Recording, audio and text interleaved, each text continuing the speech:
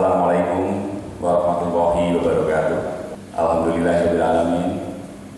Wassalatu wassalamu ala asyrafil anbiya'i wal mursalin Sayyidina Muhammadin wa ala alihi wa sahbihi ajma'in. Amma ba'd. Irdam, para asisten, kabalah, penyelenggara lomba musabaqah tilawatil Quran, para peserta lomba yang saya hormati, saya cintai dan saya banggakan.